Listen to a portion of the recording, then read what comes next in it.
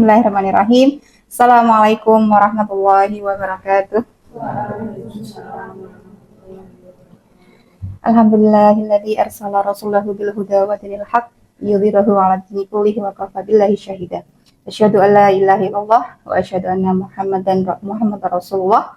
Allahumma shalli ala Muhammadin wa ala alihi wa sahbihi ajma'in. Amma ba'du. Bapak Ibu yang dirahmati Allah, pada kajian rutin laboratorium terpadu kali ini perkenankan kami menyampaikan sebuah materi, yaitu 3 perumpamaan sifat manusia di dalam Al-Quran. Di dalam Al-Quran ada 3 binatang kecil yang diabadikan oleh Allah menjadi nama surah, yaitu An-Naml atau semut, Al-Ankabut laba-laba, dan An-Nahl lebah.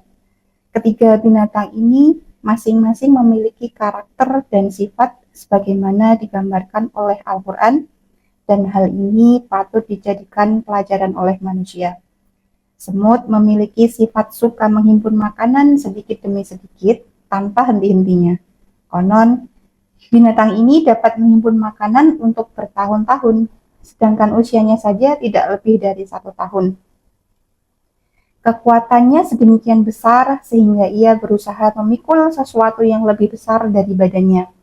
Meskipun sesuatu itu tidak berguna baginya. Bapak Ibu yang dirahmati Allah, lain halnya dengan laba-laba. Sebagaimana digambarkan dalam Al-Quran bahwa sarang laba-laba adalah tempat yang paling rapuh. Mathalul ladzina takhadhu min dunillahi awliya'a kamathalil ladzina takhadhat baitaw wa inna auhanal buyuti labaitul angkabuti laukanu ya'lamun. Ia bukan tempat yang aman, apapun yang berlindung di sana atau disergapnya akan binasa. Jangankan serangga yang tidak sejenis, jantannya pun setelah selesai berhubungan disergapnya untuk dimusnahkan oleh betinanya. Telur-telurnya yang menetas saling berdesakan hingga dapat saling memusnahkan. Ayat di atas memberikan gambaran di dalam masyarakat atau rumah tangga yang keadaannya seperti laba-laba, rapuh, anggotanya saling tindih-menindih, sikut-menyikut seperti anak laba-laba yang baru lahir. Kehidupan ayah dan ibu serta anak-anak tidak harmonis antara pimpinan dan bawahan saling curiga. Hadirin yang dimuliakan Allah, lain halnya dengan lebah, memiliki insting yang sangat tinggi.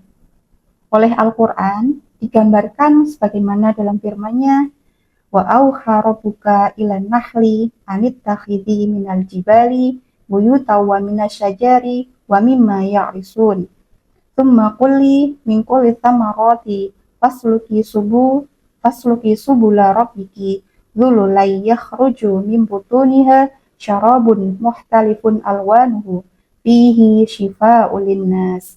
Inna fi dzalika la'ayatan liqaumin yatafakkarun. Dan Tuhanmu mewahyukan pada lebah, buatlah sarang-sarang di bukit-bukit, di pohon-pohon kayu, dan di tempat-tempat yang dibuat manusia. Kemudian makanlah dari tiap-tiap macam buah-buahan, dan tempuhlah jalan Tuhanmu yang telah dimudahkan bagimu. Dari perut lebah itu keluar minuman madu yang bermacam-macam warnanya. Di dalamnya terdapat obat yang menyembuhkan bagi manusia. Sesungguhnya, pada yang demikian itu benar-benar terdapat tanda kebesaran Tuhan bagi orang-orang yang memikirkan. Sarang lebah dibuat segi 6, bukannya segi 5 atau segi 4, agar tidak terjadi pemborosan dalam lokasi. Yang dimakannya adalah kembang-kembang dan tidak seperti semut yang menumpuk-numpuk makanannya. Lebah mengolah makanannya dan hasil olahannya itulah yang menjadi lilin dan madu yang sangat bermanfaat bagi manusia untuk dijadikan sebagai penerang dan obat. Lebah sangat disiplin, mengenal pembagian kerja, dan segala yang tidak berguna disingkirkan dari sarangnya. Ia tidak mengganggu yang lainnya kecuali yang mengganggunya. Bahkan kalaupun menyakiti atau menyengat, sengatnya pun dapat menjadi obat. Oleh karenanya, wajarlah kalau Nabi mengibaratkan orang mukmin yang baik seperti lebah. Sebagaimana dalam sabda Rasulullah, Perumpamaan seorang mukmin adalah seperti lebah. Ia tidak makan kecuali yang baik, tidak menghasilkan kecuali yang baik, dan bila berada pada suatu tempat, tidak merusak. Bapak dan Ibu yang dirahmati Allah, dalam kehidupan kita di dunia ini, contoh-contoh di atas seringkali diibaratkan dengan berbagai jenis binatang. Bahkan kalau manusia tidak mengetahui posisinya sebagai makhluk yang memiliki aturan, dalam hal ini petunjuk-petunjuk agama bisa saja menempati posisi lebih rendah dari binatang, bahkan lebih sesat dari binatang. Jelas ada manusia yang berbudaya semut, yaitu suka menghimpun dan menumpuk materi atau harta tanpa disesuaikan dengan kebutuhan. Menumpuk-numpuk harta tanpa ada pemanfaatan dalam agama, dalam bentuk zakat dan sedekah. Tidak sedikit problem masyarakat bersumber dari budaya tersebut.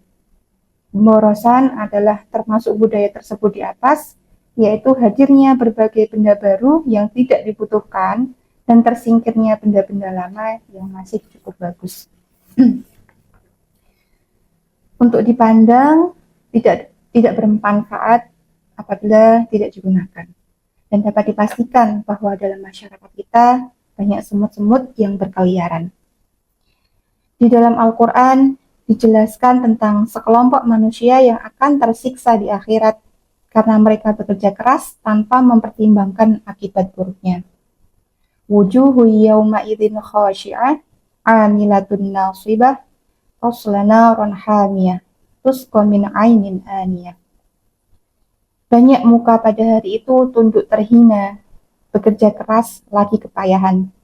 Memasuki api yang sangat panas, diberi minum dengan air dari sumber yang sangat panas.